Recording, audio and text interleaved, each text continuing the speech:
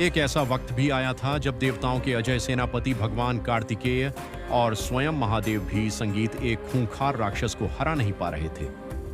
ब्रह्मांड को उसके खौफनाक आतंक से बचाने के लिए साक्षात देवी पार्वती को एक मधुमक्खी का रूप लेना पड़ा था। आखिर कौन था वो राक्षस और इतना शक्तिशाली कैसे बना? कहानी शुरू होती है पाताल संगीत, लोक के एक बेहद क्रूर दैत्य से जिसका नाम था अरुणासुर। देवताओं से भयंकर संगीत ईर्ष्या करने वाला यह राक्षस देवलोक पर कब्जा करके पूरे ब्रह्मांड का राजा बनना चाहता था। इस असंभव ताकत को पाने के लिए उसने हिमालय में नदी के किनारे भगवान ब्रह्मा की ऐसी खौफनाक तपस्या की कि सालों तक बिना खाए पिए उसका शरीर सूख कर सिर्फ एक हड्डियों का ढांचा बन गया। जब उसकी तपस्या की आग से ब्रह्मा जी का आसन डोलने लगा तो उन्हें मजबूर होकर धरती पर आना ही पड़ा। अरुणासुर ने ब्रह्मा जी से अमर होने का वरदान मांगा, लेकिन जब उन्होंने मना कर दिया तो इस चालाक राक्षस ने एक ऐसा चक्रव्यूह रचा जिसने मौत को ही छकमा दे दिया। उसने वरदान मांगा, मुझे कोई देव दानव या इंसान न मार सके, कोई 2 पैर वाला या 4 पैर वाला जीव मुझे न मार सके, और ब्रह्मांड का कोई भी अस्त्र शस्त्र मेरा शरीर ना काट सके। यह असंभव वरदान पाते ही अरुणासुर को लगा कि वह सच में अमर हो गया है।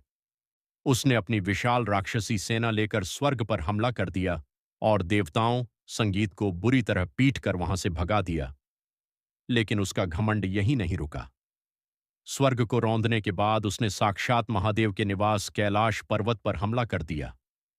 कैलाश पर भगवान शिव और कार्तिकेय ने उससे भयंकर युद्ध किया, लेकिन ब्रह्मा जी के वरदान के कारण शिव जी के बड़े बड़े अस्त्र भी उस पर बेअसर हो रहे थे। जब उस राक्षस का आतंक अपनी संगीत चरम सीमा पार कर गया, तब उसके वरदान का लॉजिक तोड़ने के लिए साक्षात माता पार्वती ने ब्रह्मांड का सबसे भयंकर अवतार लिया। उन्होंने एक विशाल मधुमक्खी का रूप धारण किया जिसे पुराणों में माता ब्राह्मणी कहा गया है। माता ने कोई शस्त्र नहीं उठाया, बल्कि अपने शरीर से करोड़ों जहरीली मधुमक्खियों, संगीत भंवरों और ततयों को पैदा किया और उन सबको उस पापी राक्षस पर टूट पड़ने का आदेश दे दिया।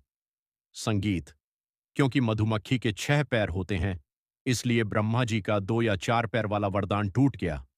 उन करोड़ों संगीत भंवरों ने एक साथ उस अमर राक्षस पर हमला कर दिया और बिना किसी अस्त्र के सिर्फ अपने डंक से संगीत उसके शरीर को तब तक नोच नोच कर खाया जब तक वो घमंडी राक्षस एक कंकाल में तब्दील होकर संगीत हमेशा के लिए खाक नहीं हो गया।